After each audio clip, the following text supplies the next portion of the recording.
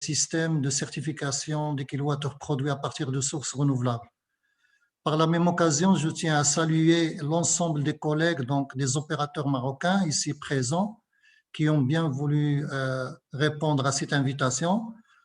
Donc, ça démontre l'intérêt de l'ensemble des acteurs du secteur de l'électricité, en particulier du secteur énergétique en général, qu'ils portent à cet événement en premier, mais également à la richesse attendue au niveau d'échanges scientifiques et intellectuels sur cette question qui est vraiment constitue un enjeu pour le Maroc, notamment sachant que le Maroc exporte presque 75% vers l'Union européenne et que la mise à niveau de la réglementation au niveau de l'Union européenne va poser des barrières sur lesquelles nous sommes interpellés à réfléchir dès maintenant aux différents mécanismes, à la politique générale, à une correspondance et intersection entre les différentes stratégies sectorielles pour que nous puissions tous ensemble répondre à cette attente à laquelle devraient face aussi bien les agriculteurs que les industriels.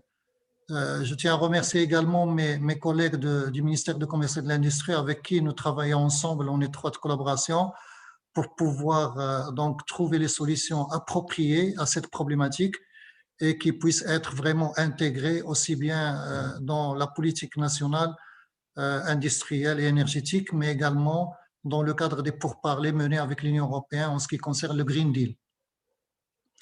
Voilà, donc encore une fois, merci à vous, sachant que le ministère a signé déjà une convention avec RES4Africa et sur laquelle il y a un ensemble de thématiques, donc par la suite, on peut les découvrir, dont notamment celui du mécanisme de certification du kilowattheure d'origine verte, et que l'ensemble des organismes ont été saisis avec copie de cette convention pour qu'ils puissent, à leur niveau, examiner dans quelle mesure est-ce qu'ils pourraient être intéressés sur des questions spécifiques à leur secteur et à leur attribution et activité. Pour dire que le ministère il est ici pour accompagner, pour faciliter la tâche, et nous sommes dans un cadre donc de partenariat avec l'ensemble de ces opérateurs pour que chacun, en ce qui concerne ses attributions et missions, puisse les exécuter, mais les réussir et les planifier stratégiquement de la meilleure manière possible avec un ensemble d'ouvertures qui lui sont offertes. Donc, voilà pour aujourd'hui. Je tiens encore à les saluer et je donne la parole donc à monsieur le secrétaire général de RES4Africa, monsieur Vigotti. Bien heureux de vous accueillir parmi nous. Merci beaucoup. Merci. J'ai quelques diapositives à montrer très vite pour introduire la raison pour laquelle RES4Africa est copain du Marocain, et copain du ministère et surtout, nous avons bien appris que notre contribution va ajouter de valeur au travail du Maroc qui pour tout le monde est un benchmark, pas seulement continental, mais aussi mondial. Donc, I have a few slides to show quickly to introduce to the people who don't know us yet why we are working in Morocco and of course why you're working with the ministry. You see on the middle of this logo on top, the ancient logo of RES4Med. We started in 2012 working in Morocco, in fact, and now we evolved in RES4Africa for the reason that everybody knows, including the ambition to share with all the continent. Now, next slide, just a 5-6 slides to show who we are. Next one. We are a group of mostly private sector entrepreneurs from all Europe dedicated to provide a solution, suggest solution in renewable energy and their integration in the energy system. Today also is part of it.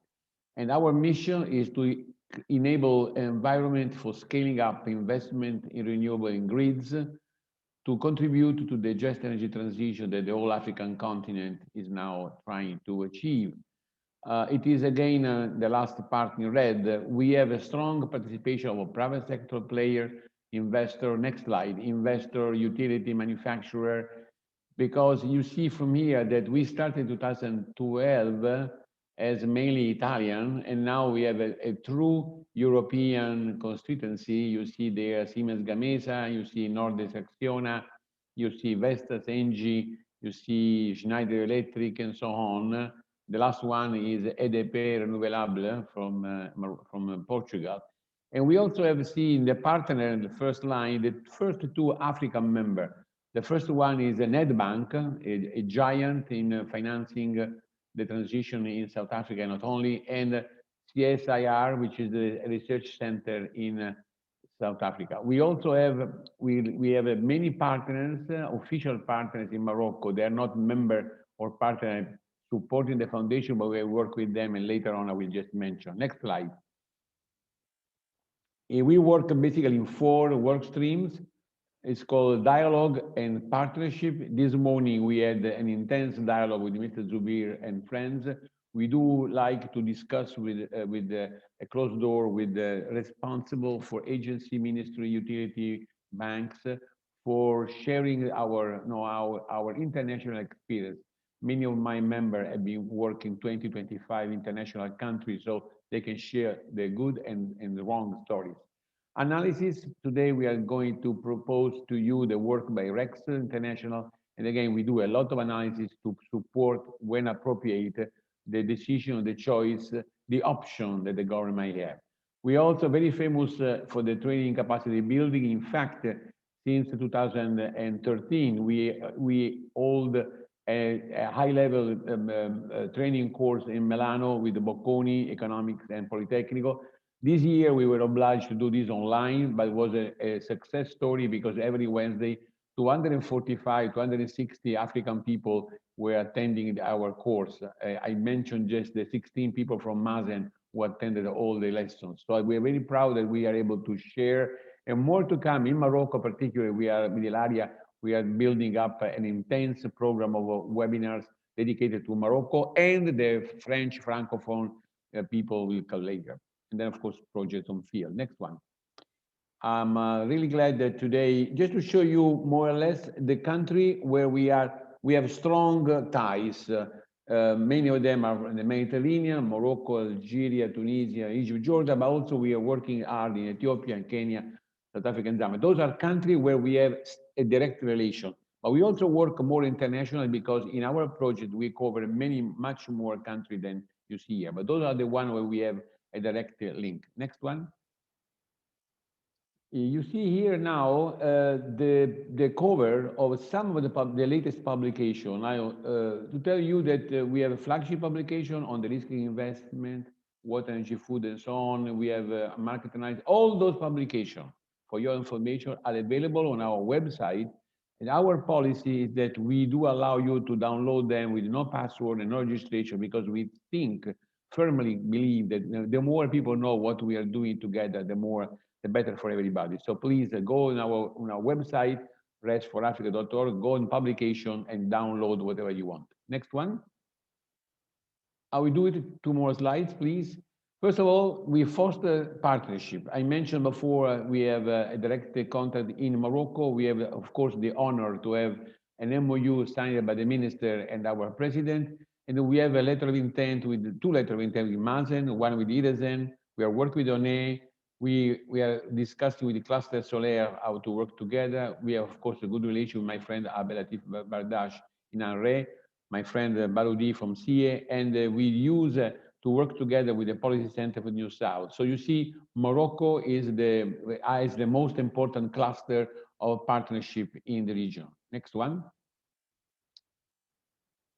And that's the last one. Just to remind, as Mr. Zubir said, we are trying to connect all our players and your players in Morocco in these 7 topics: transition, interconnection, capacity building, rural electrification, digitalization, grid, and finally on the left, today's seminar.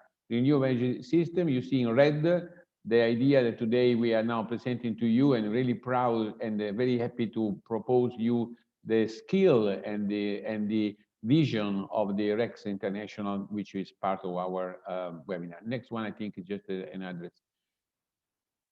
Okay, those are some of the other issues we are doing. So please, we don't limit ourselves to single study. We do regional study on policy, on the risky investment, on access to energy, grids for Africa, digitalization and jobs.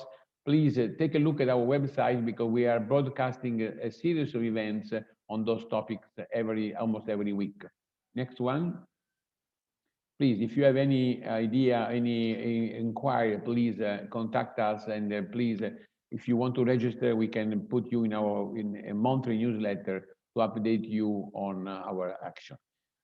So much for the foundation. Now you understand why we are so proud and happy to start again collaborating with the ministry and the other. Now, don't forget, we will speak both in English and French.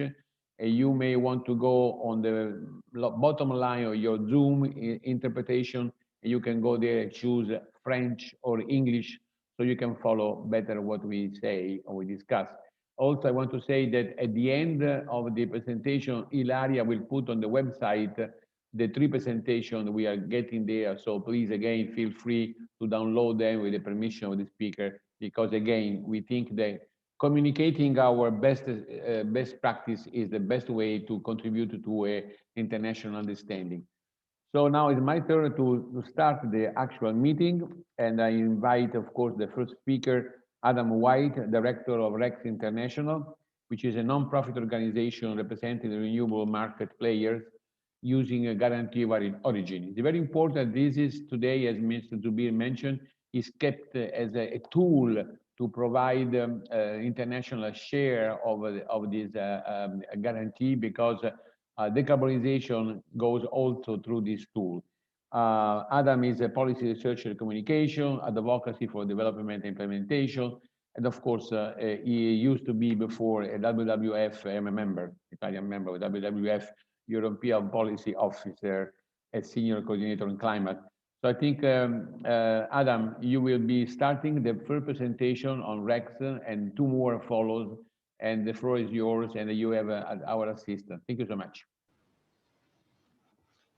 Thank you very much. Thanks for that kind introduction, Roberto. And I think my slides will be put on the screen just shortly, and I'll start my presentation. 1 second.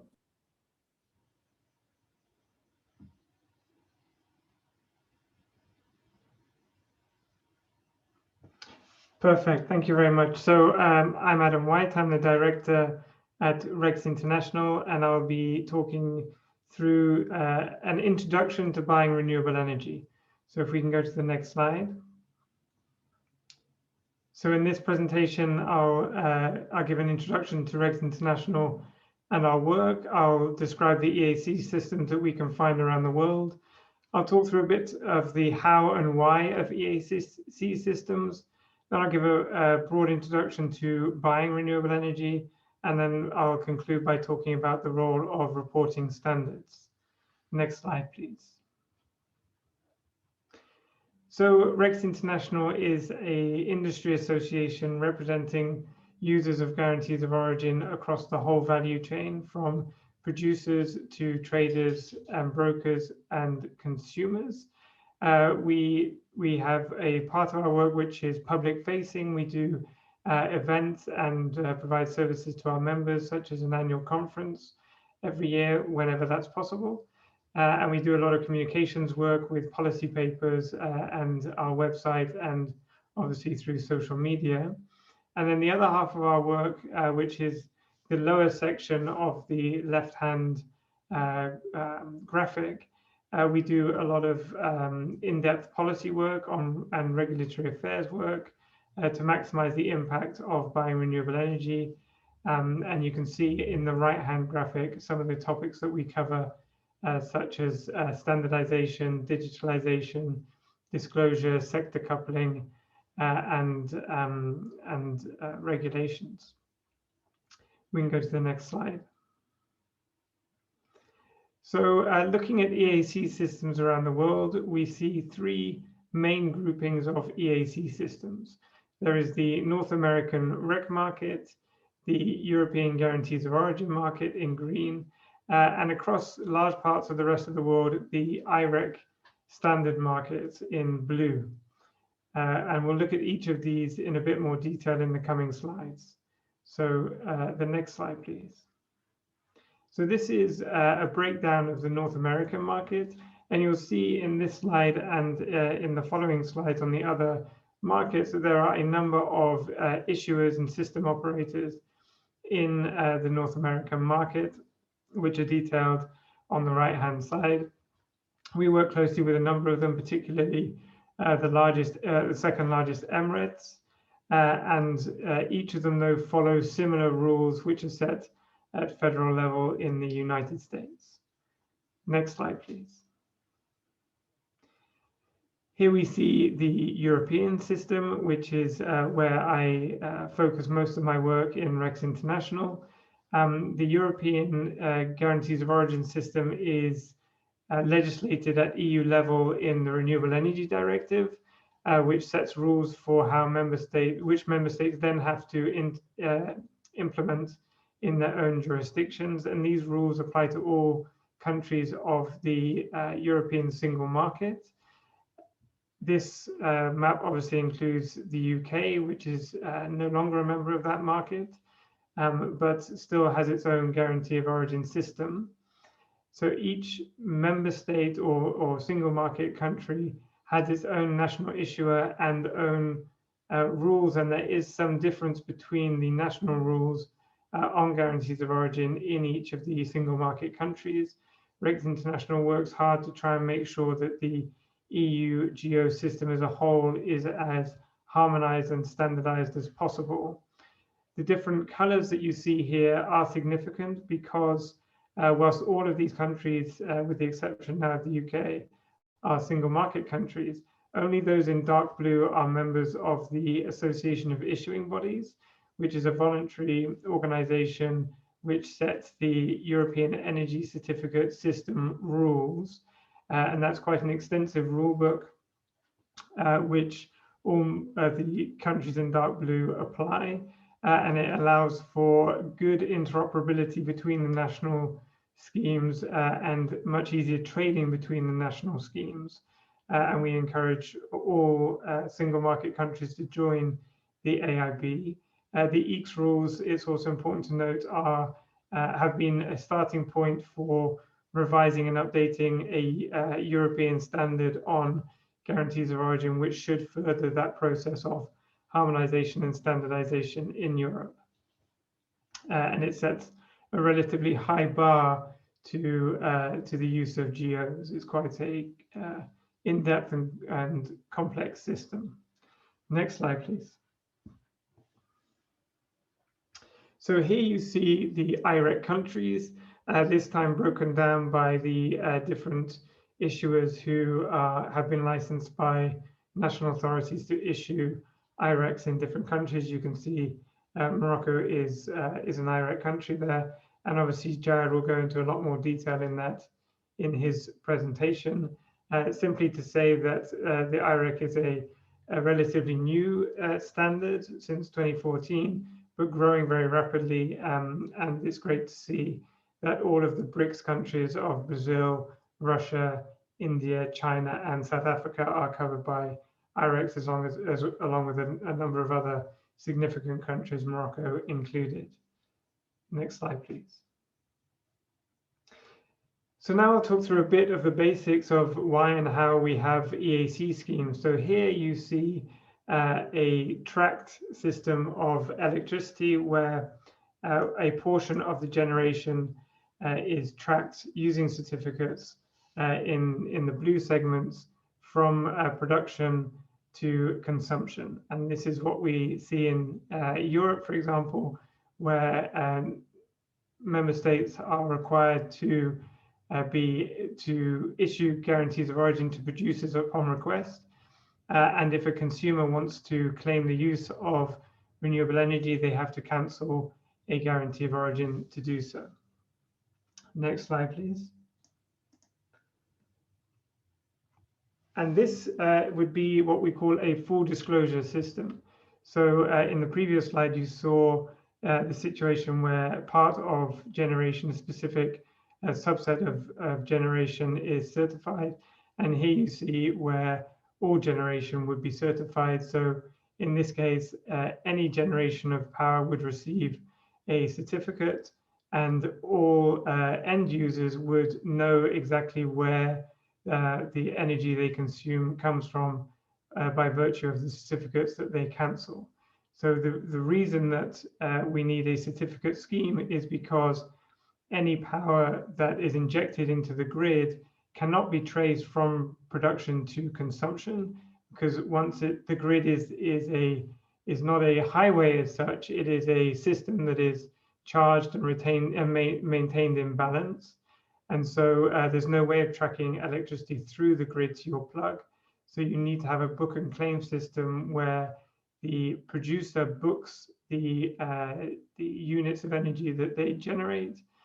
That is booked in a certificate which can be traded, and an end user claims the use of that energy by cancelling the certificate so that it cannot be used twice. Next slide, please. So here you see a breakdown of the certificate market and the energy market. So obviously in an energy market, you have the source of energy, the generator, trader, supplier, end user, and then an end user claim to that energy. And that is paralleled by the certificate market, where you have an energy attribute related to the source of energy.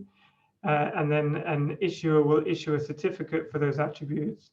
That certificate can be traded through a registry and trade platforms, and then redeemed by the end user, who can then make a claim on the use of those attributes.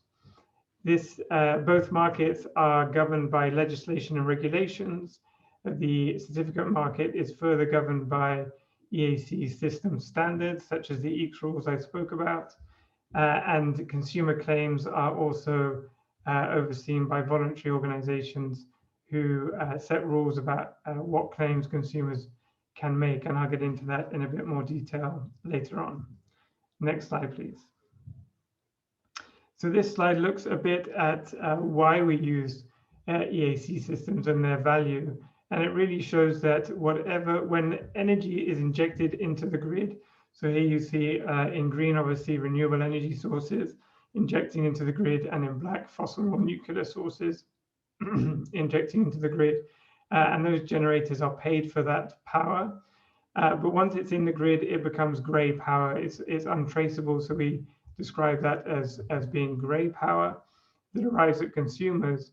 And the EACs are important because they can provide a secondary income stream to generators who can also sell the certificates, and it's only through the use of the certificates that you can prove the consumption of green energy, and that, as I said, provides a secondary income stream back to renewables generators, which can support the case for more investment and generation of renewable energy. Next slide, please. So looking now at some of the details of buying renewable energy, there are three main ways in which renewable energy can be bought, and that's either with unbundled certificates, as they're sometimes known, bundled certificates, and PPA contracts. And I'll go through each one in a bit of detail now. So you can see from this graphic that in the case of unbundled certificates, then generators can inject their power into the grid, and that is often sold then through intermediaries such as suppliers, and the consumers receive grey energy from their plug, for which they pay the power price, or the retail price for the power they're receiving. But if they want to claim renewable energy, they can separately buy certificates of guarantees of origin, for example, through brokers, which are then cancelled either by themselves or on their behalf, so that they can claim the use of renewable energy. So they would be separately buying power and certificates, and that the separation of those two purchases is what's often called unbundled renewable energy purchases. Next slide, please. So then the alternative to that is to buy bundled certificates, and this is where you buy the power and the certificates at the same time, and actually you have a common intermediary. So you have the same intermediary through which you buy both your power and your certificates in a common contract.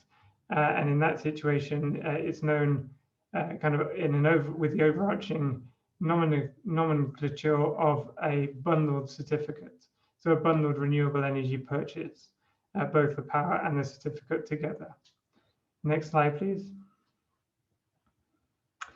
So the final main way of buying renewables is through a PPA. That's important because we value the use of PPAs mainly for their long-term nature. So a PPA is essentially a bundled contract buying renewables and renewable power and certificates together. And it's most valuable because it's of a long term, so provides a stable income to renewable energy generators.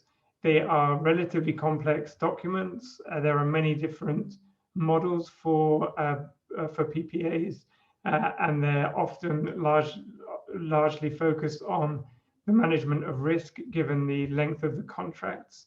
And so there are a lot of lawyers involved on both sides. Next slide, please. So there are definitely international considerations to be taken into account when buying renewable energy, and particularly in the case of Morocco and other countries on the periphery of the European single market. It's important to note that Article 19.11 of the Renewable Energy Directive, which is in force in the European single market, says that member states shall not recognize guarantees of origin issued by a third country, except where the Union has concluded an agreement with that third country on mutual recognition of guarantees of origin issued in the Union and compatible guarantees of origin systems established in that country, and only where there is direct import or export of energy. Now, this is not, it seems very specific, as a phrase which requires mutual recognition between the European Union and any third country, but there is some lack of clarity as to how it's applied. At the moment, two examples that we can give are the UK and Switzerland, neither of which, despite the agreements that they have with the EU, have received mutual recognition regarding guarantees of origin from the EU. So Switzerland in particular has a series of bilateral agreements between it and the European single market, but they had also negotiated a interinstitutional framework agreement that has yet to be ratified on the Swiss side, and informally the European Union has said until that framework agreement is agreed by Switzerland, they won't discuss mutual recognition on guarantees of origin. This means that Swiss producers cannot export their guarantees of origin to the European Union. They have, however, unilaterally said that the Swiss authorities will accept that guarantees of origin from the European single market can be exported to Switzerland. The same is the case for the UK, with the Brexit agreement not specifying what the situation would be on guarantees of origin. And so for the time being, the UK is accepting that EU GEOs are imported to the UK, but the EU is not accepting that British certificates called REGOs, Renewable Energy Guarantees of Origin, can be exported from the UK to the European single market. So we see that there is quite a high barrier to entry because both the UK and Switzerland have very well developed guarantee of origin schemes. The UK's was compliant with EU law up till the point of Brexit.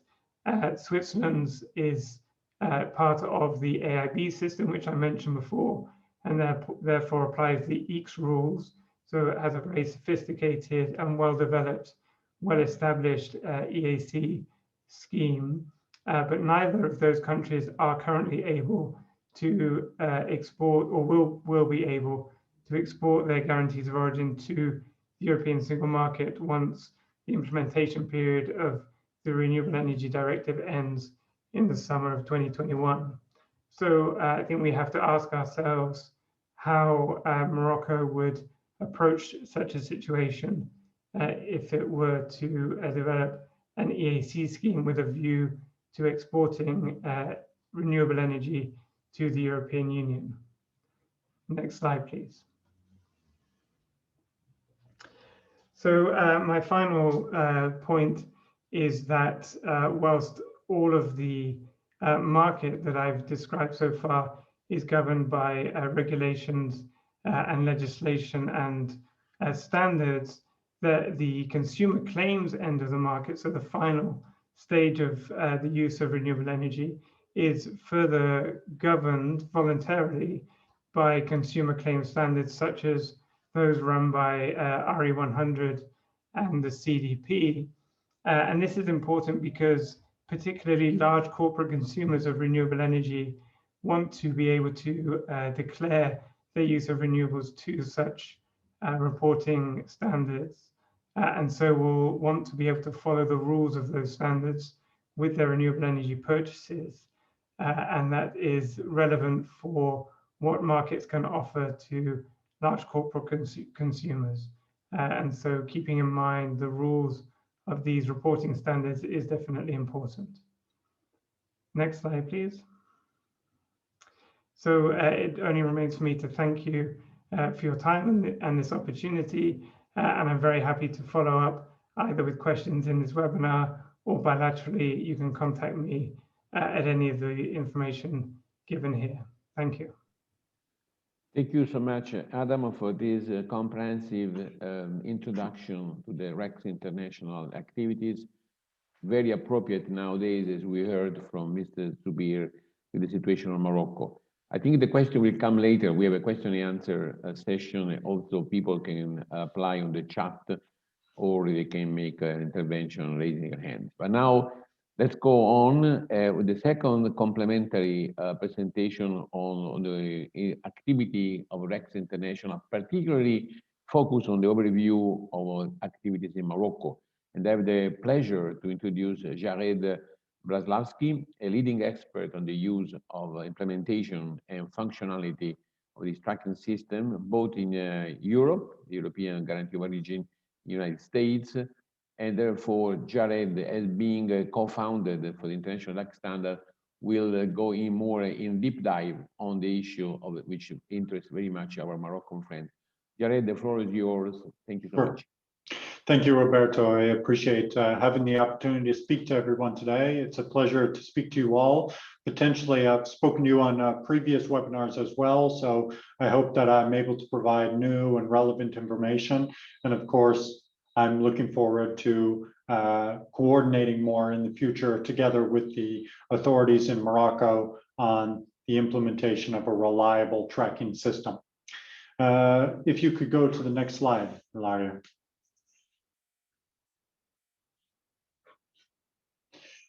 It's very, very important, in my opinion, that we start at the beginning of these systems. These systems essentially are all voluntary. The systems that were just described by Adam, the systems that we talk about all over the world, RECs, GOs, IRECs, they are 99.9% voluntary systems. There is no government around the world that is saying that companies have to consume renewable electricity in a specific way. There are very few regulations in place that mandate a specific end user use renewable electricity.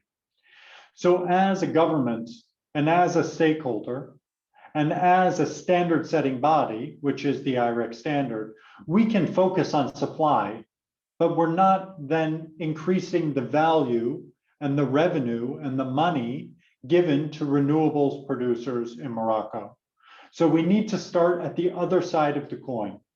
We need to start where the money is generated, at the consumers. In front of you, you see a screen from RE100. there are more, and then now there are more than 200 organizations that are participating on RE100. They have made the promise to procure and purchase 100% renewable electricity for all of their operations in the United States, in Europe, in Asia, and also in Africa, and particularly also in Morocco. So this is a very, very important step, because this is that demand driver that we were demanding. This is where we create the revenue for these systems. You don't create the revenue by making 1 million cars. You create revenue by creating 1 million people that want to drive.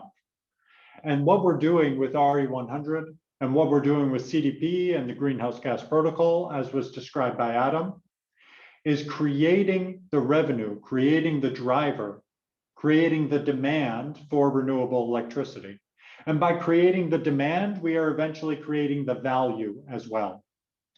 And this has always been the case with Morocco and the interlinked with the European Union.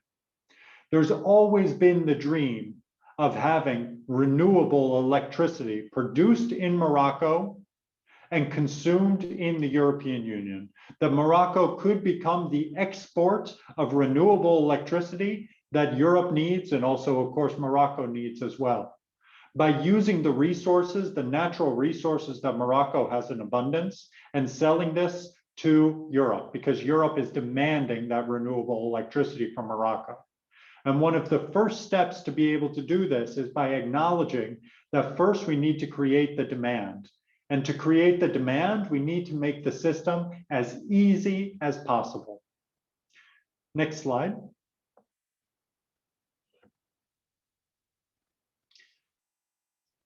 We start at the beginning. Just like the slide that Adam showed, I asked Adam if I could use this slide as well, because it is very valuable to mention.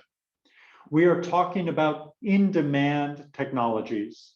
So even though we can allow for the issuance of nuclear or coal or natural gas, we don't have anyone that is willing to buy that on a voluntary basis.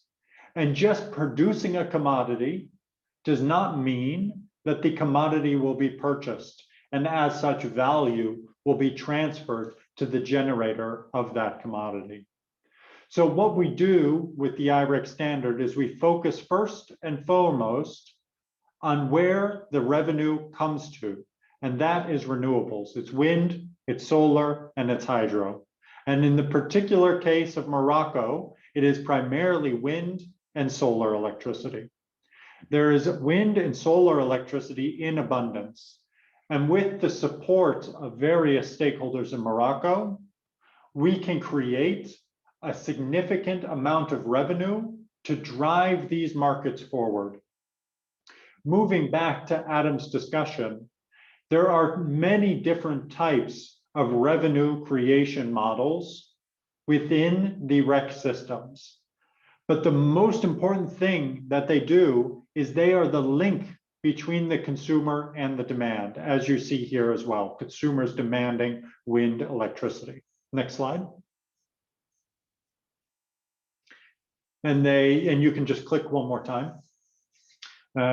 So as you see on this slide, what we're talking about primarily is scope 2 emissions. These are emissions that come from the purchase of electricity. So all of those end users that I showed you on the first slide in the RE100, and also more than 5,000 companies that report to CDP, the Carbon Disclosure Project, every year, use this information from the GEO, from the I-RECs, to account for their scope 2. So the demand that we need to create the value that is given to the renewables producers starts here. It starts by the recognition that the only way to create zero scope 2 emissions is by proving your use of renewable electricity through the use of guarantees of origins or I-RECs. But it doesn't stop here as well, because even though We're talking about scope 2 emissions of large companies like Google and Amazon and Apple and Sony and all these big corporate companies that we know of. It has a secondary effect as well. All of those companies, Sony, Google, Amazon, every company in the world has a supply chain. It has a scope 3, an upstream emissions, as you see on the screen, and a downstream emissions. It has things, they have suppliers, and those suppliers deliver them products and commodities and goods that they use in their own products. So what you have is companies like Sony telling their suppliers, many companies, millions of thousands of companies that we don't know in Morocco, in Northern Africa, in South America, in China, in Japan, many companies that we've never heard the name of. Sony and many other companies are now telling them, you also need to procure renewable electricity. So it's not just about the big companies that we saw on RE100. It's now about all of their suppliers as well. Taiwan Semiconductor, as an example, is 100% renewable. This is a huge amount of renewable electricity that they consume in Asia. But Taiwan Semiconductor, we've never bought a product from Taiwan Semiconductor, but we do buy products from Apple and from Android and from Google and all these other companies that use mechanisms and use devices from Taiwan Semiconductor in their products. So even though we don't see them on a daily basis, they are still involved in the system. And that's why it's important to have a reliable and robust system in Morocco, not just for the big names, but also for their suppliers. And there are many of them in Morocco, especially in Morocco, because of the connection to mainland Europe and the connection to Africa as well, really bridging the gap between the two. Next slide.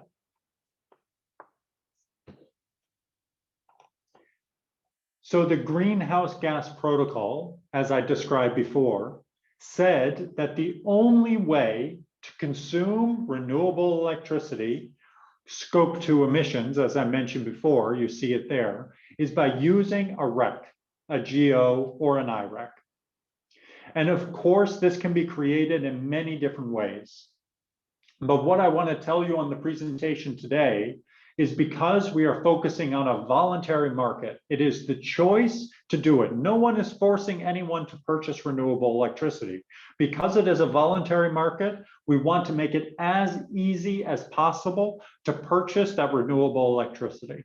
And that is the primary goal of the IREC standard, to make the procurement and the purchase of renewable electricity the easiest and simplest process possible to make sure that everyone can purchase renewable electricity. Next slide. In the end, it is always possible to move to the full disclosure scenario that we heard about from Adam. Full disclosure is a good goal for governments in the long term. But to get to this scenario, you first need to have a reliable and robust market that has been developed and improved and used for many, many years before you can get to a place where all the certificates, where all the electricity produced in the market can receive a certificate. In the beginning, you don't want that because there's too much supply, which means the price will be quite low, which means the value of the renewable electricity certificate to the end user will also be low.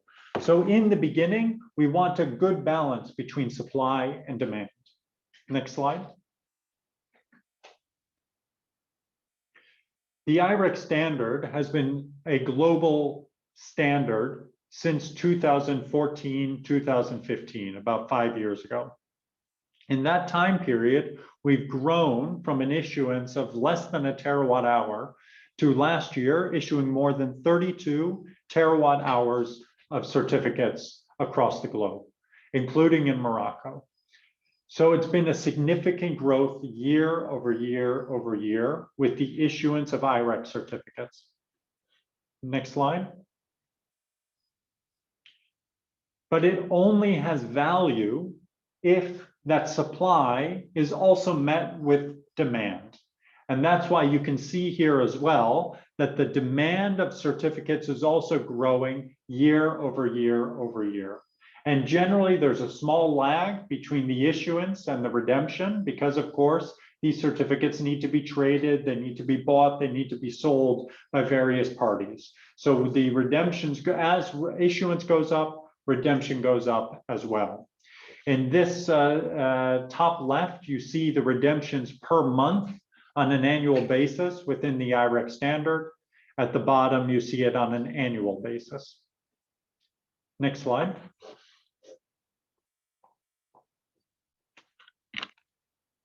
And why are we doing this? I said that at the beginning. We're trying to make it as simple as possible to procure renewable electricity. There needs to be no question at all in how easy it is to do it. We learned that these voluntary markets only grow into robust markets when the whole chain is involved in the procurement of these attributes. That means the producer, the trader, the supplier, the consumer, the government authorities, stakeholders, grid operators. We need to involve the whole chain to make sure that these systems are a success. We need to allow everyone in the market to have a role. It is extremely critical that we give everyone a position and the opportunity to make revenue in these markets. In the end, these markets are about increasing revenue. And you need to ensure that everyone's revenue is increased by the development of these systems. That is the goal of the REC system, that we allow the end user, the largest companies in the world, the Sonys and the Googles and the Amazons, to pay not only for renewable electricity, but also for the facilitation of the system itself. And that is only done if it's organized in a very, very reliable way. And the goal of the REC standard as well is to always, always, always work with the national authorities on the development of their national systems moving forward. It's not about reinventing the wheel. It's about taking the same principles we've used in other countries and implementing them here because we know they work. Next slide. What did we learn from those other markets around the world? Well, we learned that standardizing tracking systems does one very important thing. The most important thing that it does is listed as A.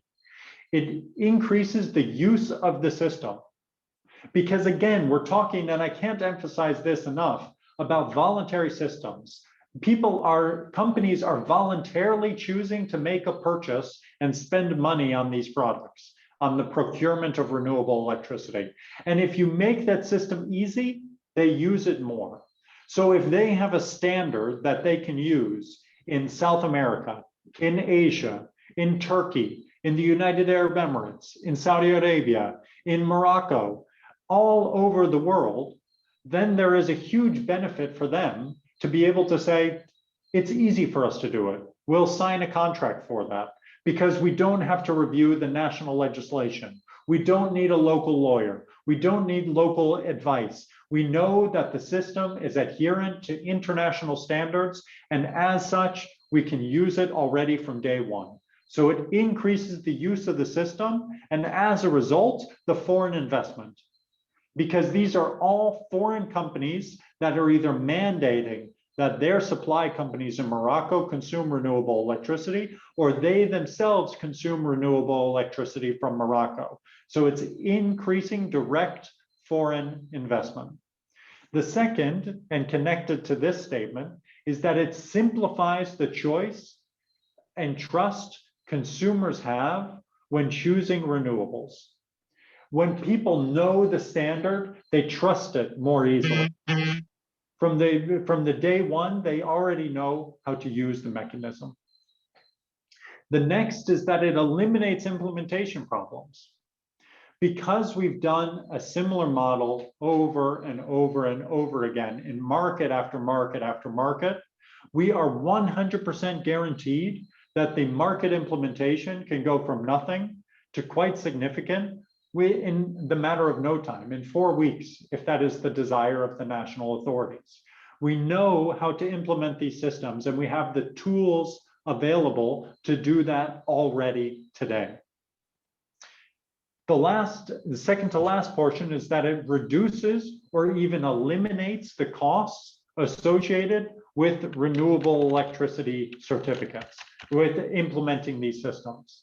Some governments in Europe, and I'll give the example of the Dutch government, have spent with CertiQ, the grid operator, millions of euros on the development of a registry in the Netherlands. There was no fundamentally good reason to do that.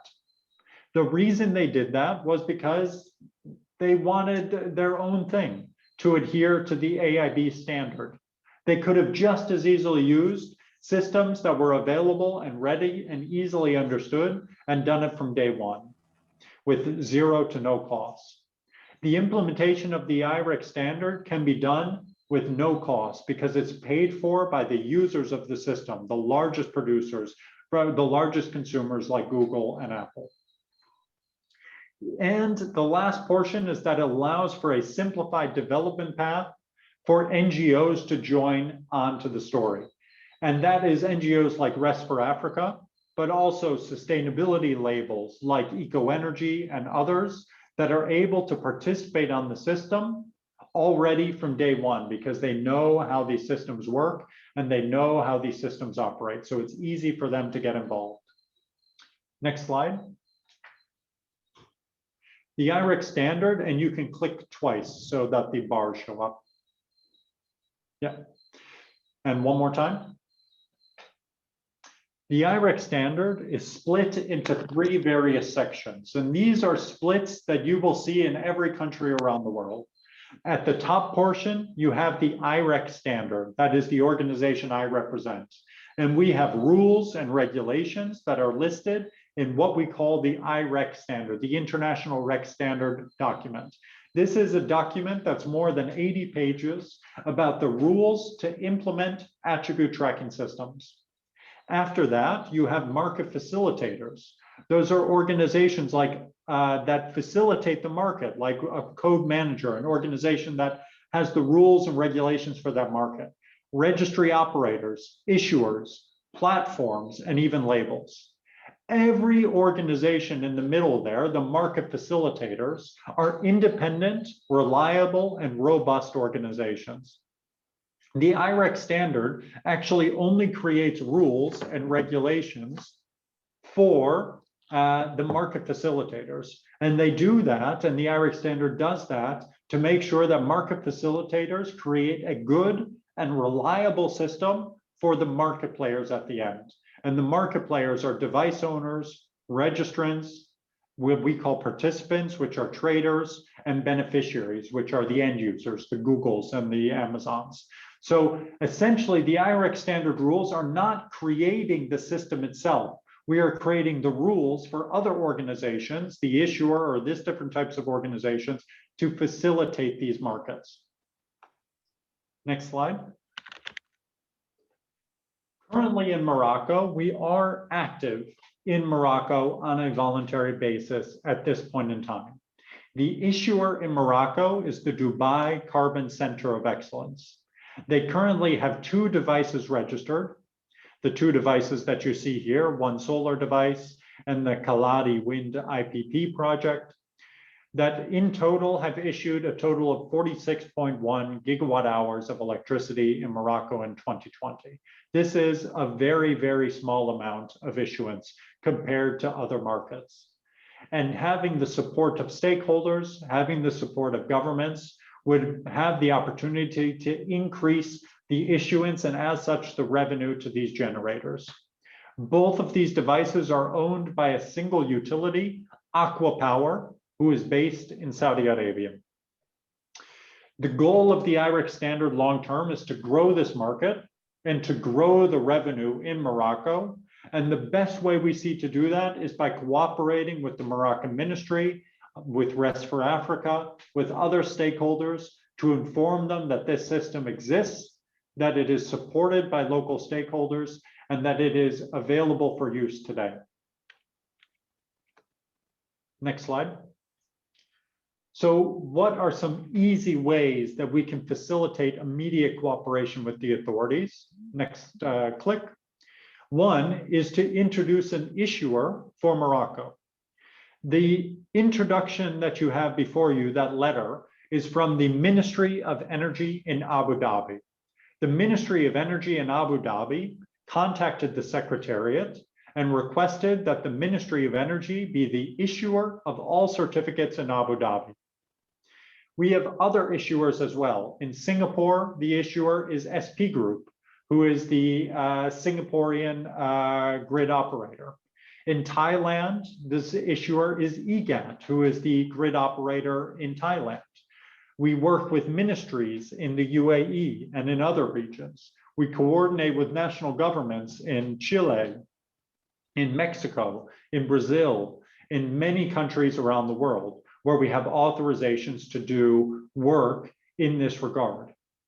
By allowing the IREC standard, to work in the country, but having a Moroccan organization as issuer is the best case scenario.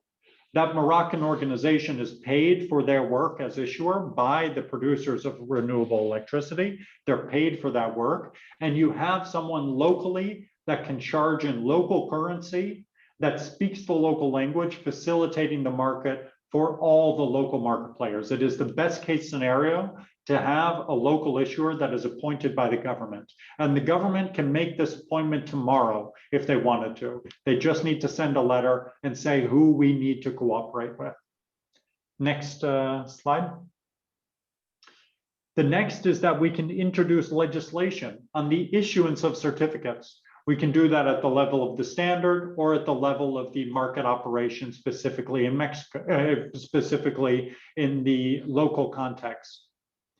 And the way to do that is essentially by saying we want specific criteria on the issuance, that subsidized devices can or cannot be issued in Morocco, that large-scale devices or small-scale devices need to have a different issuance process, that they want the issuance of all technologies or only some technologies. The government is sovereign, and the government needs to make a decision about what certificates are in the market. Right now, it is only renewables that are able to be certified until we hear otherwise from the national authorities. Next slide. The other is that we can work on labeling schemes with the Moroccan authorities. The labeling schemes can allow, for example, adherence to Sensenelec. And this is something that wasn't mentioned in Adam's presentation, I don't think, but Sensenelec is very important. In that legislation that Adam mentioned, that RED2, there is a requirement that all GOs, all RECs in Europe that can be recognized in Europe, adhere to the Sensenelec standard. And the IREC standard can easily adhere to Sensenelec. It's a question of a few minor changes. And to do that, it could be labeled as a Sensenelec adherent label. And potentially, Morocco be the first step in allowing Moroccan certificates into the European market on a compliance basis. It could be the first step. I'm not going to say it's the last step, but it is the first step to allow that to take place. So working on a label, whether it's a sustainability label, whether it's a policy or implementation label, like a Sensenelec label, is something we can coordinate as well. Last slide. And the other aspect is to work with local market players and local stakeholders, potentially to create a platform or to create a marketplace for Moroccan RECs as well, so that local stakeholders have a place, a location to go to where they can directly procure Moroccan RECs adherent to the IREC standard. One of the most important things that I'll say in this webinar is that the certificates being created by IREC are not IRECs alone. They are Moroccan RECs. They are 100% Moroccan RECs. They are just adherent to the standard of the IREC standard. So these are in all characteristics Moroccan RECs. They come under Moroccan legislation. They adhere to Moroccan law. They are issued by Moroccan generators. And very often there is a Moroccan registrant behind the registration as well. So they are Moroccan RECs. They are just adherent to an international standard, IREC, that also makes them able to be claimed as IRECs. Next slide. So with that, I'd like to thank you as well and just describe one more time that this is a voluntary system. So creating a simple mechanism is the best way to ensure that there is increased demand in these systems. And working on collaboration with the European authorities is a noble goal. And it's a goal that we want to work towards as well. But we believe the best way to work towards that goal is by having a standardized system. Just today, I was in a call with the EMRA and EFIASH in Turkey. That's the Ministry of Turkey and also the grid operator of Turkey. And the conversation, we had a 2-hour call before I came onto this call as well. And a lot of that call is very similar to the concerns and the desires and the needs of Morocco. Turkey is also interested in having a connection to its neighboring countries, Europe and former Soviet Union, but also Europe. Just like Morocco is interested in having a connection to the rest of Northern Africa and Europe as well. Having similar standards in place allows us to put increased pressure on the European authorities to be able to create a single rule for all of the neighboring countries that are adherent to the IREC standard. So it allows us to have more influence by working together with our neighbors and with our partners. And that is one thing that I would encourage us to do as well, that by using a standard, we are also together working on the strength of each of those systems together to be able to meet the goals that we request and that we desire. So with that, I, of course, will take any questions after this. I would be happy to coordinate on this further. I did notice that Sherwin, who is going to give a presentation from EPP, is having technical difficulties. So we're trying to coordinate with him right now on connection to the system. But in that time, I'd like to give the floor back to the moderators so that we can potentially continue with question and answers while we wait for Sherwin to join. Thank you very much.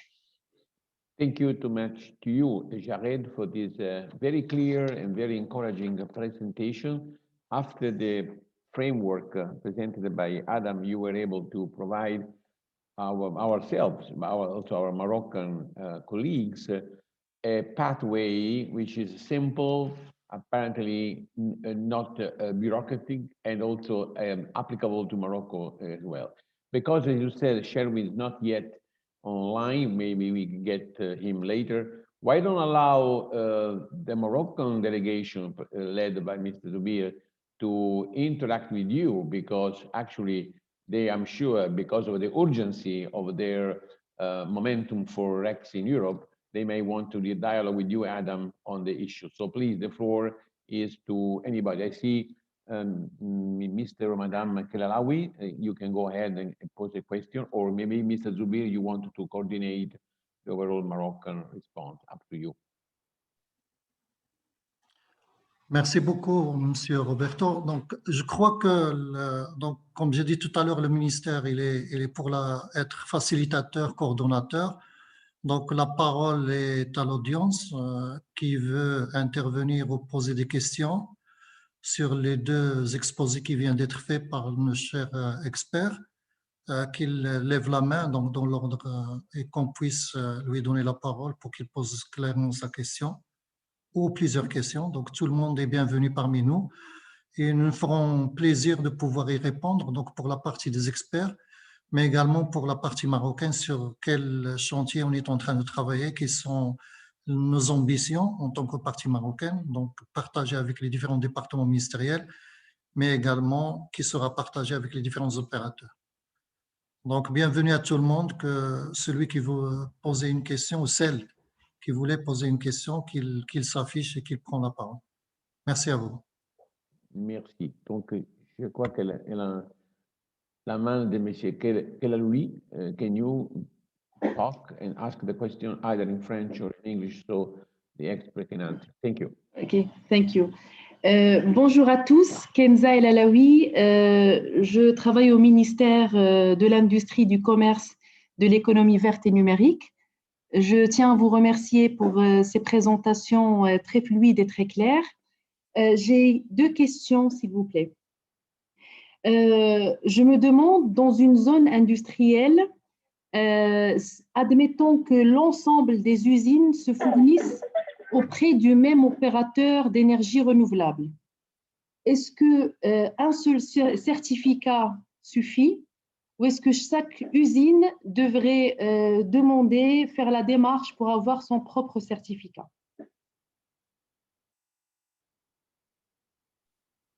So I can start with this, and it depends heavily, I would say. These are technical issues, of course. And in general, the way that this is coordinated is based upon the point of fact. Essentially, what we need to know in such an area is where there is imports and exports to the grid. And then we need to know the meter in that specific area.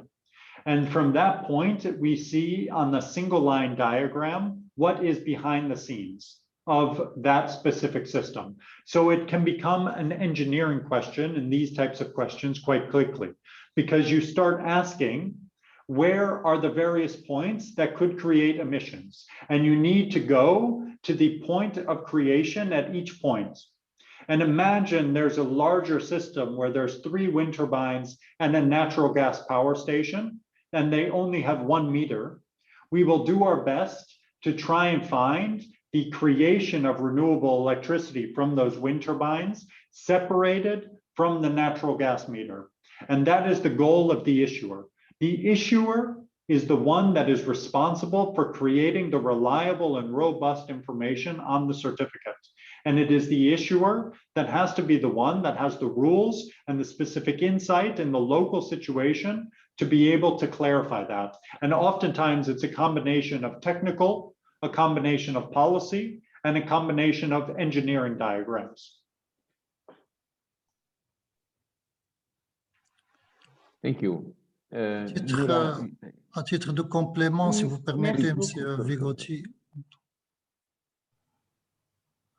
Merci, Madame Alaoui. Donc, je comprends bien la préoccupation. Je comprends bien. Vous m'entendez là? Oui, oui, très bien. D'accord, d'accord. Je m'attendais à cette question parce qu'on en a parlé avec M. Sedekhi plusieurs fois et avec M. Elbari.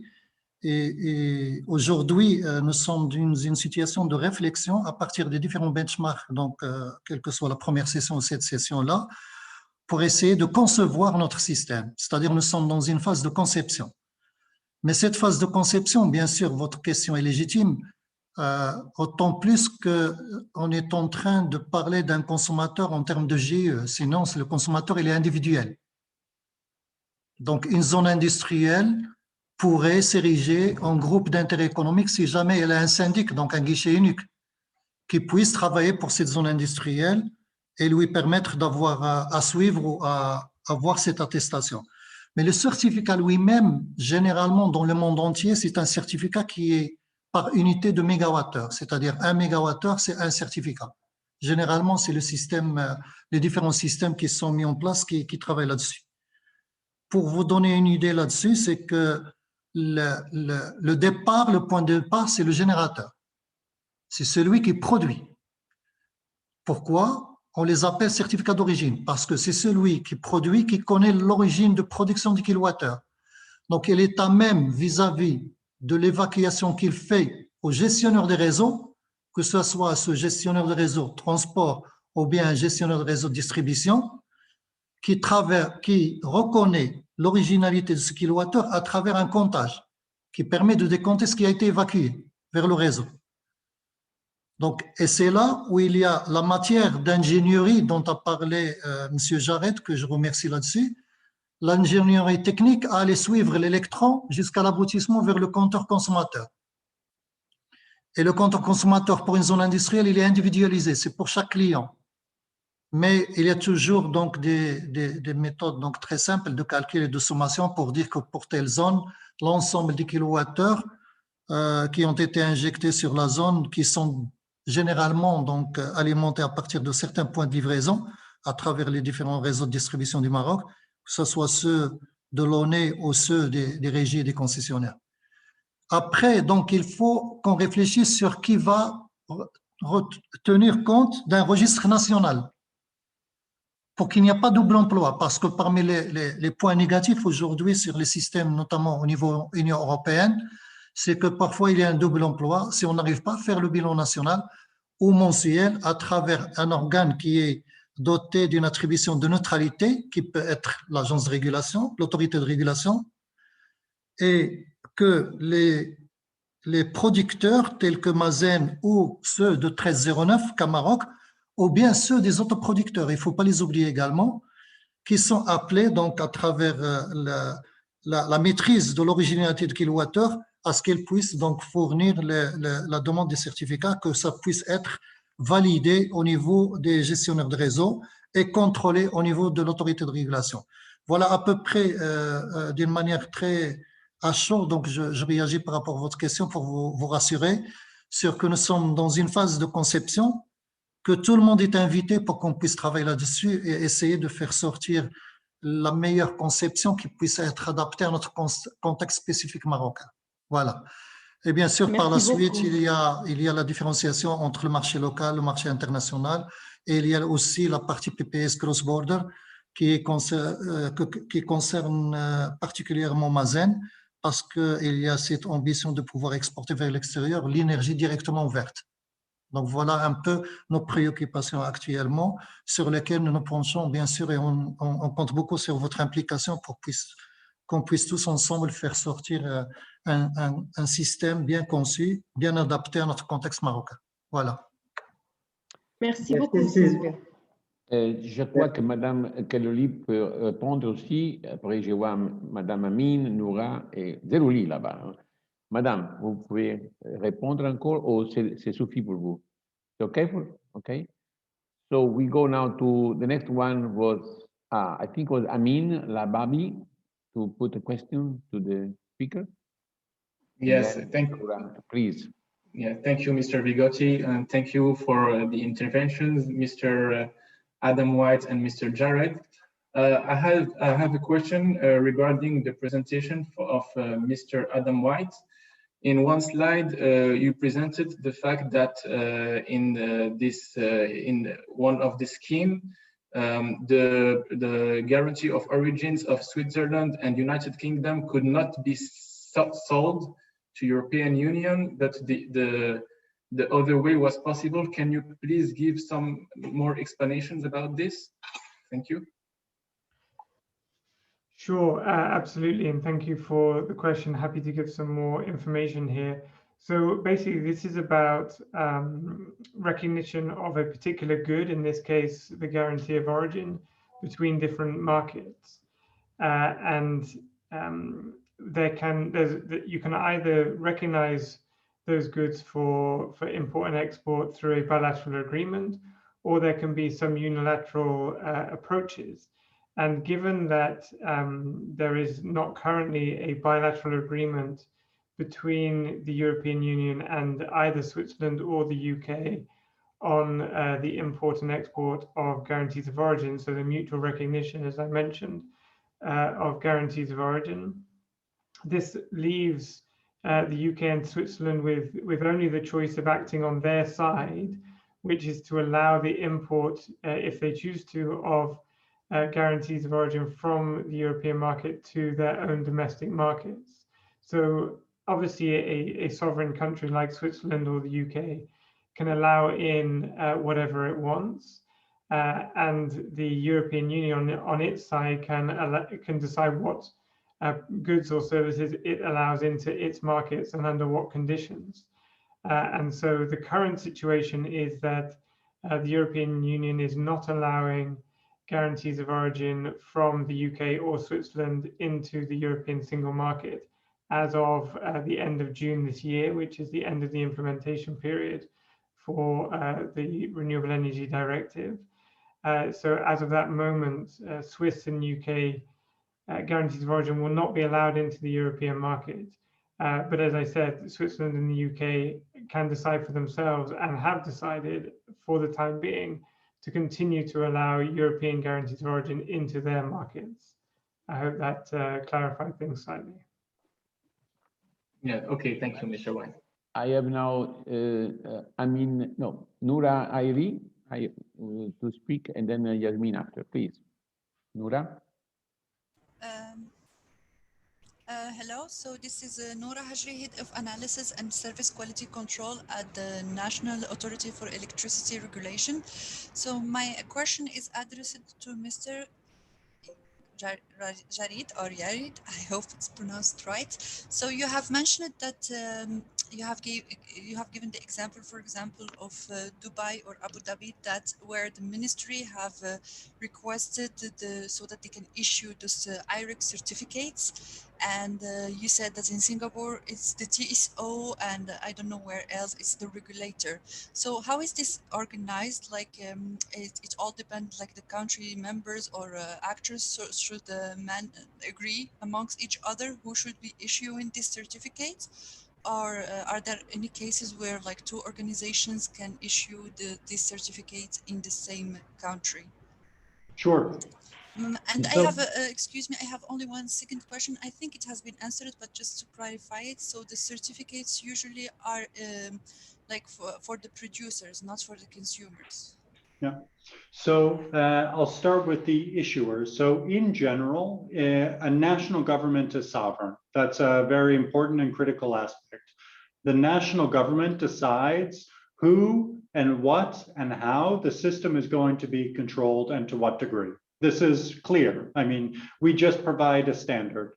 And if the government says that a specific organization should be the issuer, adherent to an international standard, then we will do our utmost best to make sure that that organization is well suited and educated to be able to do that work in line with the standard. That is a fundamental principle of the IREC standard, that we coordinate with governments. So DCCE is doing that now because they have experience within the region to some degree. So they are the issuer now. But if the government and if stakeholders were to say, no, we prefer that a different organization is issuer, then of course DCCE would lose their position.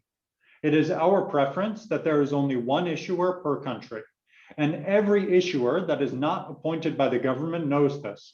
It's even in the regulations that we sign with them, the contracts that we sign with them, that they know that if there is a governmental appointment, that they will no longer be the issuer.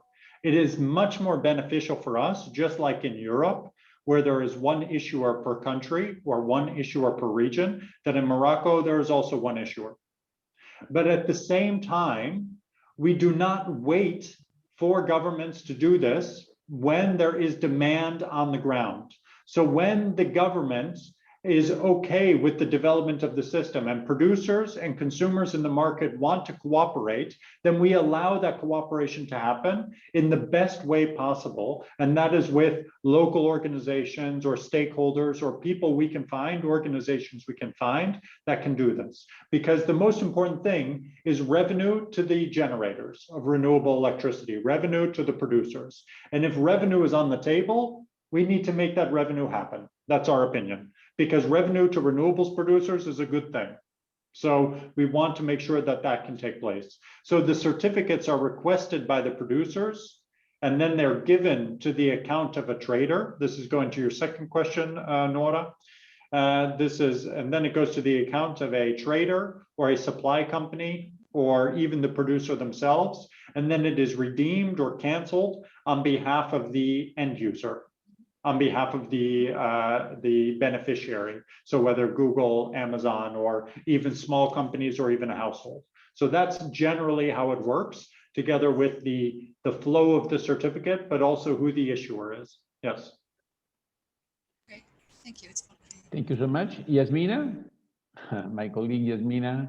Thank you so much, Yasmina. The floor is yours. Yes. Hi. Thank you. I'm using this chance to pose a question. I work closely with the RES4Africa Foundation. I also happen to work for PwC. I want to follow up on the question on the guarantees of origin and the mutual recognition with the EU.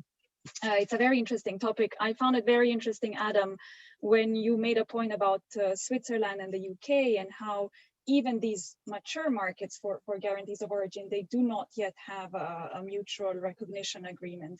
And then you put it in perspective for Morocco and you said, well, if even these countries don't have it, then we have a complicated situation. Now, at the same time, as Mr. Idrissi said, for Morocco, mutual recognition is very important for many reasons, including the initiative to promote cross-border PPAs with Europe, with Spain. So obviously, this is an essential need for Morocco. Now, my question to you with this premise is, do you propose any actions? Do you have a view of the way forward for Morocco to secure this mutual recognition? Now, I understand that the bilateral agreement is probably done at the level of diplomatic and country agreement, but is there a role that IREX can play in promoting this mutual recognition, given how important it is to have it for Morocco? Thank you.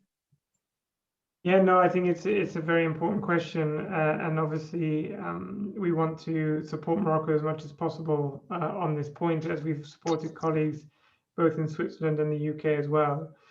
My suggestion would be, and I'm sure Jared would pick up on this as well, would be for Morocco to, in establishing an energy attribute certificate scheme, to follow a recognized standard, and for me that would be the IREX standard, and to implement that scheme as fully as possible, because it's a well-recognized, well-respected scheme, and then to approach the European Union and say, okay, we have these existing trade agreements, we want to include the export of renewable energy within those trade agreements. Is there anything more we have to do or not? I think it really is a country-by-country approach that the European Union takes. As I mentioned briefly, the challenge for Switzerland is that despite having a number of bilateral agreements on different product sectors with the European Union, there had been this interinstitutional framework agreement negotiated but not ratified on the Swiss side because of challenges with Swiss domestic politics, and so the EU said, well, nothing is getting negotiated in terms of trade with Switzerland until that framework agreement is signed. So the status quo can exist, but nothing new is being added to the agreements between Switzerland and the EU until that interinstitutional framework agreement is signed. So that's kind of the specifics on the Swiss side.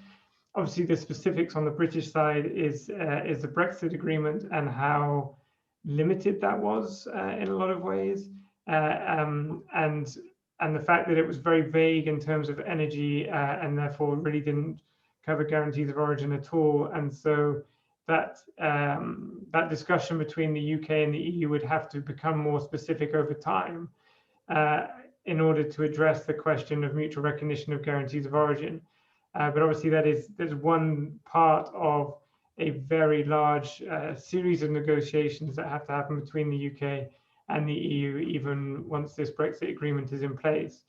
And so it's really, in terms for Morocco, I would reiterate, it's important that the Moroccan authorities set up a well-recognized attribute certificate system that the EU will have confidence in, such as the IREX standard or a system based on the IREX standard, and then to approach the EU and say, okay, this is our trading agreements that we have in place.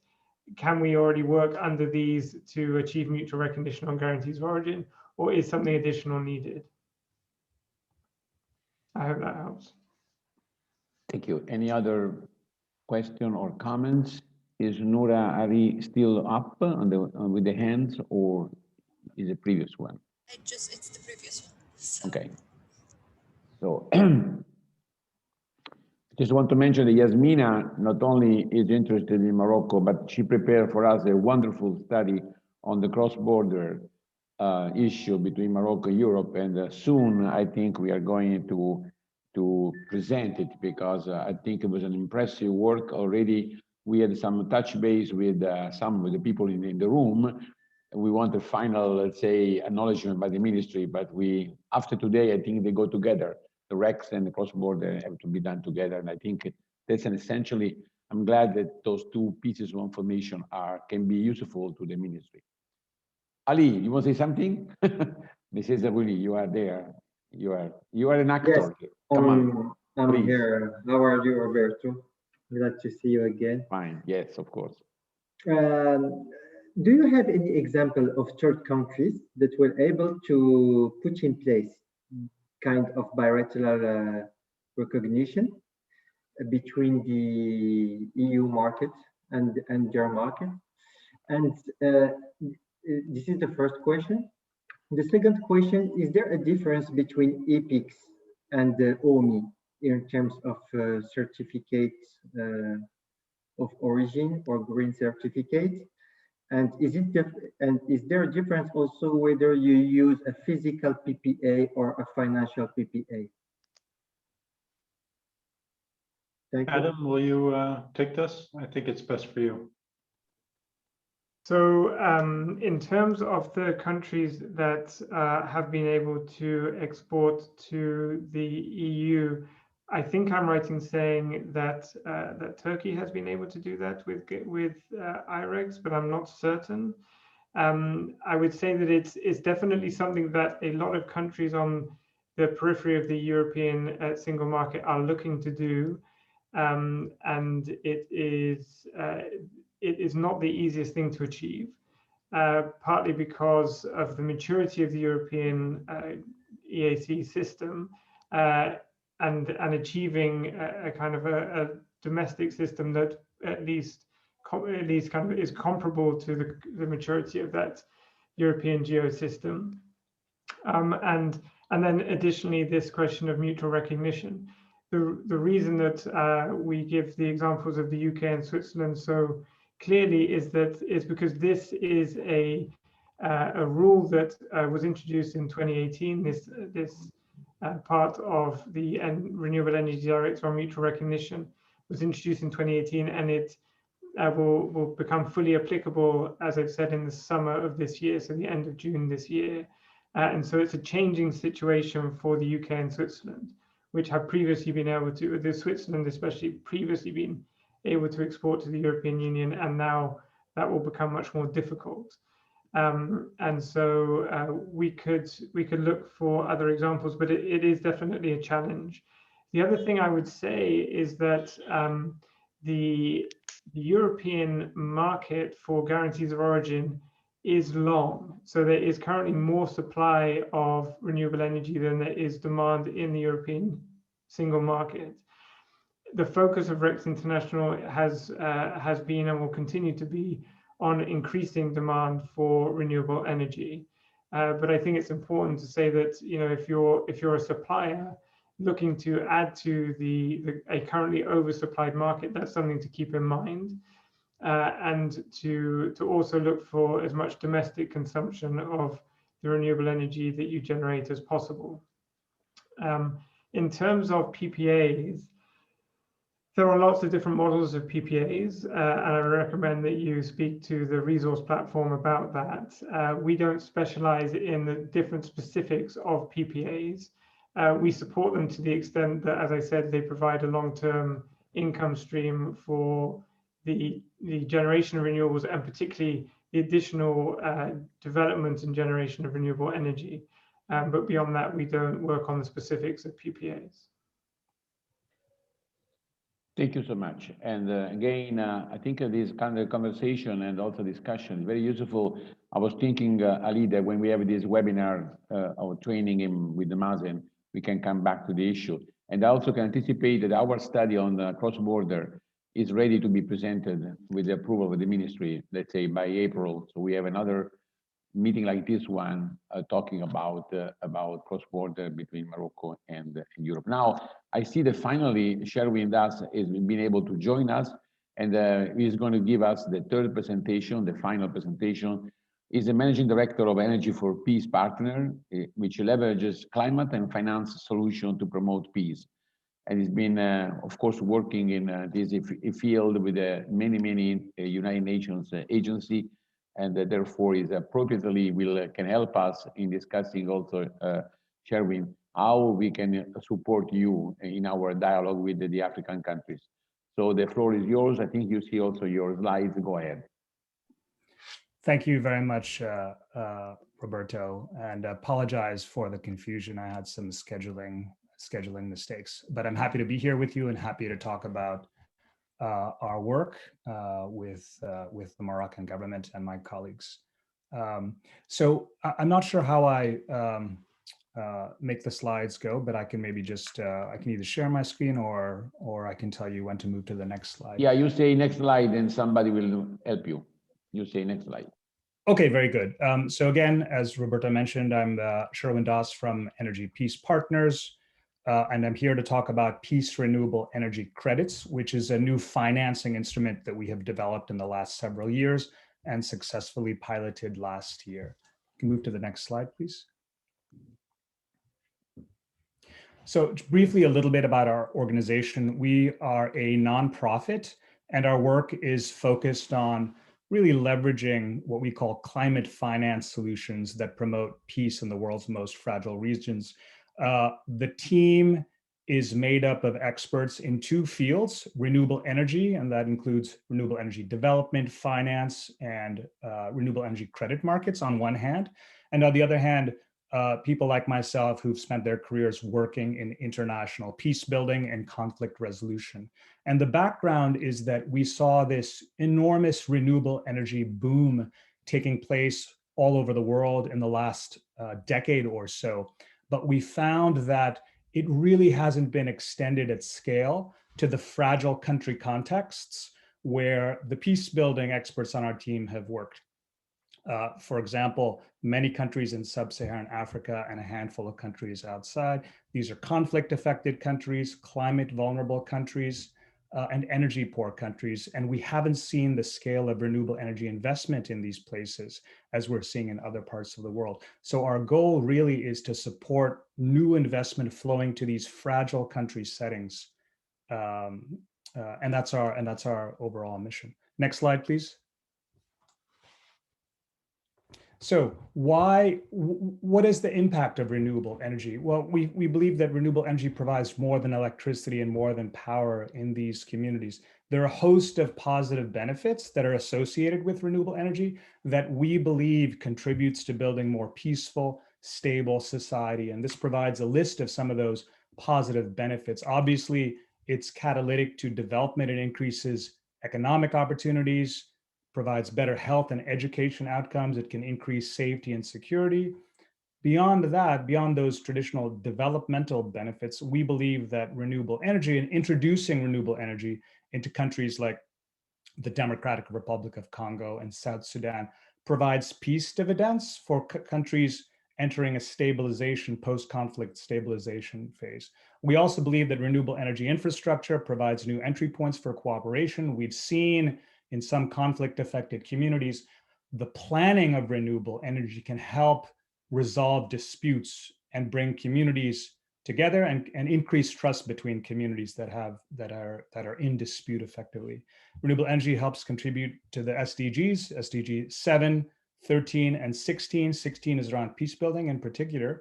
And then in many of these countries, fragile country context, we see that the diesel supply chain and the conflict dynamics are closely interwoven, meaning that in a lot of conflict contexts, the elites control the natural resources. These could be diesel, these could be charcoal, and renewable energy provides an alternative that could reduce these flows to some of the conflict actors.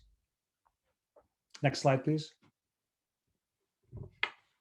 So that's the context, that's the background.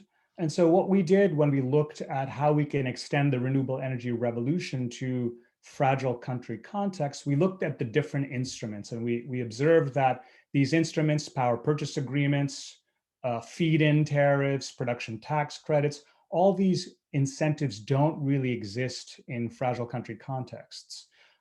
We looked and studied at renewable energy credits and renewable energy credits or certificates, and we decided to extend that mechanism to our target countries. So what a peace renewable energy credit is, it's an adapted version of a REC, and we built it on top of the IREC, and I'll talk about that in a moment. And what we did was we extended RECs to fragile country contexts. When we started working on this issue, there were only 3 IREC markets in Africa: Morocco, South Africa, and Uganda. And as a result of our work, 2 more countries were added to that list: DRC, Democratic Republic of Congo, and South Sudan. So what the Peace Renewable Energy Credit does, it unlocks this $1 billion+ energy attribute certificate market to support new emerging renewable energy projects in our target countries. You can think of it as a high social impact REC. There are social co-benefits associated with supporting renewable energy, or there are social co-benefits associated with renewable energy generation in a country like Central African Republic or Mali or South Sudan.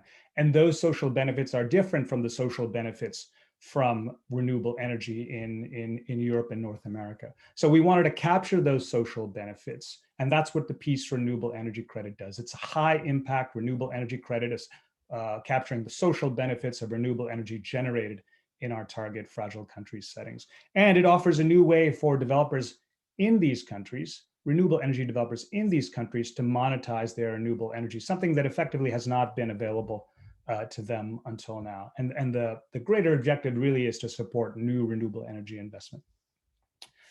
Next slide.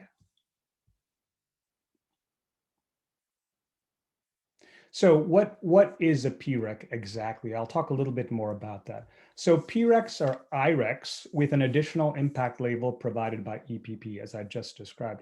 So we have built the Peace Renewable Energy Credit on top of the international REC standard. So when we issue PRECs, they're issued under the IREC standard. And the reason we chose the IREC standard is because it represents credibility, trust, and industry standards and best practice in terms of generating, issuing, and redeeming energy attribute certificates.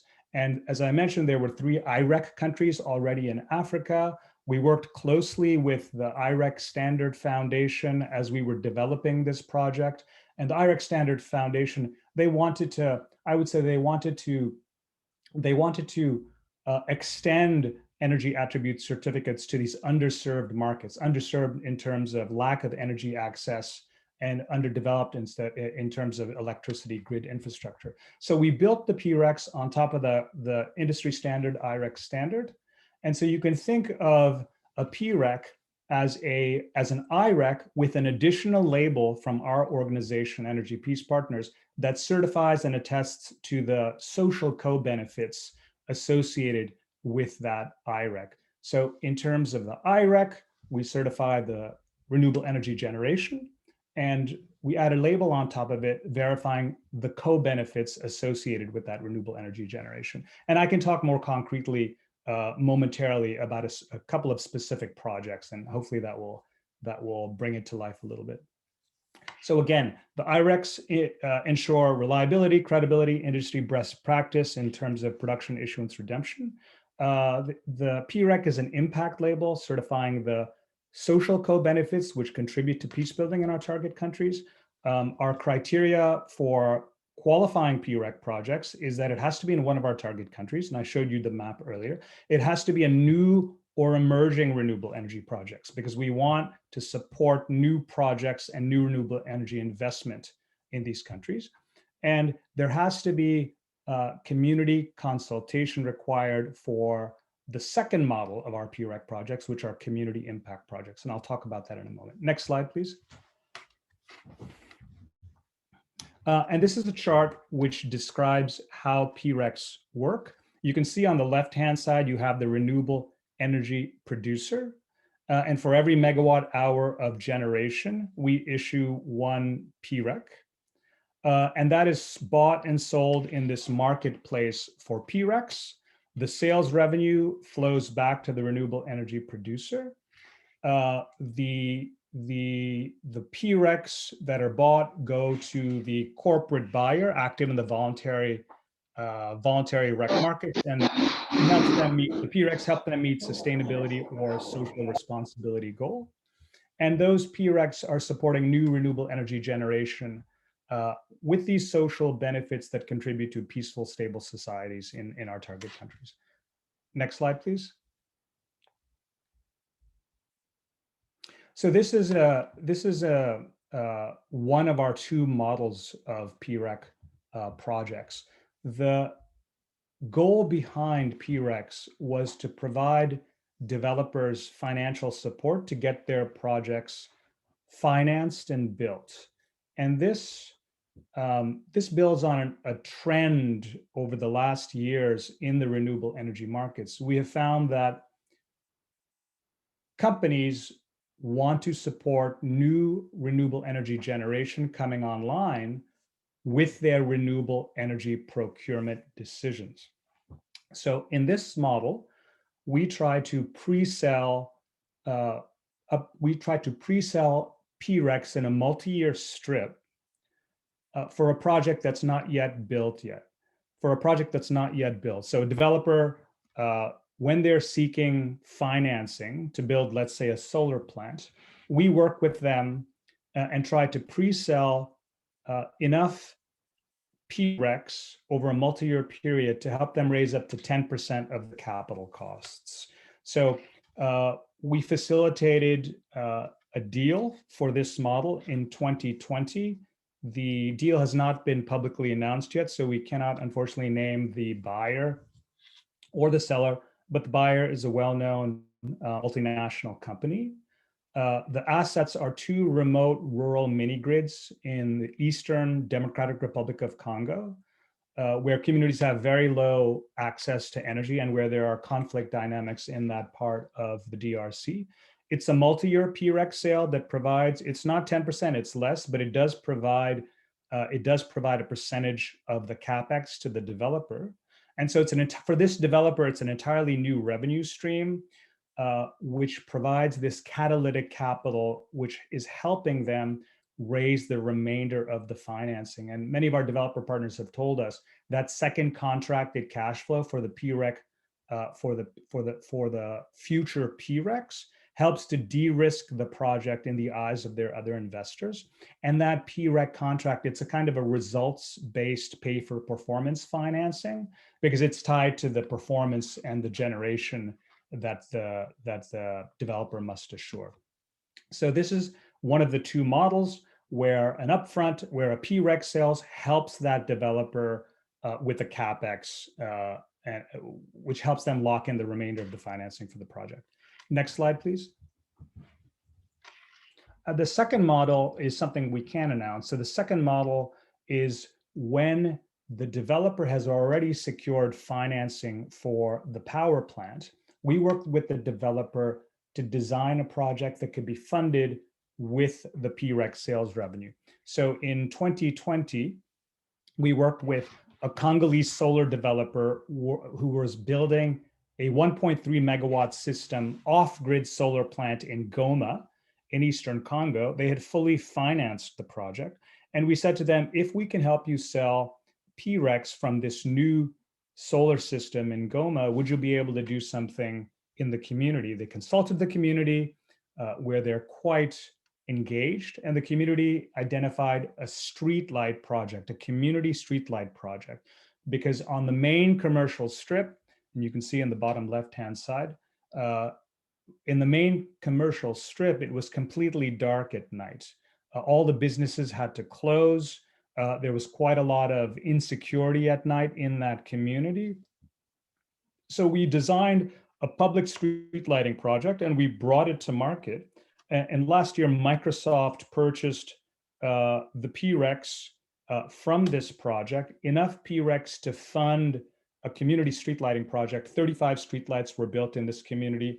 That commercial street went from darkness, where there were no businesses open because of insecurity and cycles of violence, to being fully lit at night, to night markets expanding, to really transforming the neighborhood and the culture of that community, increasing productivity. And there are 28,000 residents that are benefiting from that new renewable energy infrastructure and those streetlights are tied to the mini grid. So this was the inaugural PREC sale, and we're happy that Microsoft was the first buyer, and the purchase helped Microsoft meet some of their own internal both sustainability and social responsibility targets. Recital that I can propose to my Moroccan colleagues. I'll give the floor back to the moderators, but if there are any more questions, we can take those now, but I'm also happy to have the moderators take over. Sure. Can you hear me now? Can you hear me? Yes. Yes. Yes, we so we have a few minutes.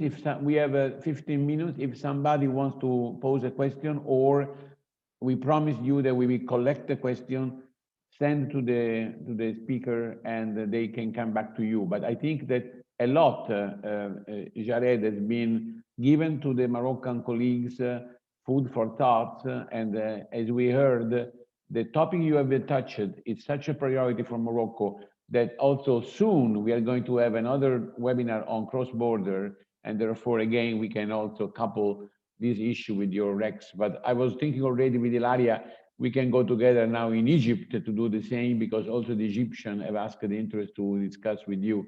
So I think that I'm free now. If somebody takes his hands up, we can still have a few minutes to have an additional question to the speaker.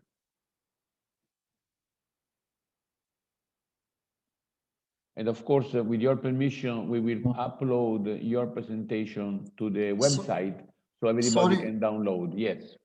Sorry, Sir Roberto. So I think to inform audience that we should share with them slides from experts as soon as possible. So we can do that Absolutely, absolutely. I think that Ilaria, be sure. Yeah, I think we have, by the way, do you want you to receive them, or you allow me to send to all the email you gave to me? Because you gave me the list of the Moroccan people. Yes, it's okay. So, well, okay, with your permission, we send to all the list of the people registered from Morocco side, even tomorrow, in PDF, of course. And of course, at the end of each presentation, you find the email of the speaker. You can go there, and yourself, of course. Thank you. By tomorrow morning, we'll do that. Okay, just correct the card of Morocco. Yes, sure. Yeah, Shervin. Thank you very much. Thank you very much. I understand. I did the same, Shervin. The first time I was in Morocco, my graphic put some map, which was this one, and I was stopped by even some functionary of the Ministry of Police. I said, and then I had to throw the paper there. I know this is very sensitive. By any means, we made it intentionally, but I feel the same embarrassment. But the quality of your presentation, even Monsieur Ali Zerouli, he's going back to Casablanca. He read, Roberto, this is good for my Sahel approach. So Mazen will be interested to work with you and of course with Zubir to discuss the peace RECs for the Sahel mandate they have by the Moroccan government. So thank you so much. I think that we can again, Ilaria, you want to close because you made a wonderful work. You have worked so hard, but at the end, the results show that it was worth waiting. And now, on the contrary, Mr. Zubir is asking us to speed up and send the paper, propose the cross-border, and also we are waiting, Mr. Zubir, the reaction of your colleague, your collaborators to the proposal this morning, so we can reshape the calendar and the context of the input we can share to you. So looking forward also for this action. Ilaria, you close the meeting. Yes, thank you, Roberto. Thank you, Mr. Zubir, for this occasion to organize this webinar with you in collaboration with all the Moroccan stakeholders. I'm very pleased that the topic has brought up a lot of questions from the audience. So I think that it could be useful, and I hope it could be useful for anyone. I say you goodbye, hoping to go on working together in the same direction. Thank you all, the speaker. Bye-bye. Thank you. Thank you. Thank you all. Thanks, everybody. Bye-bye. Thank you. Thank you.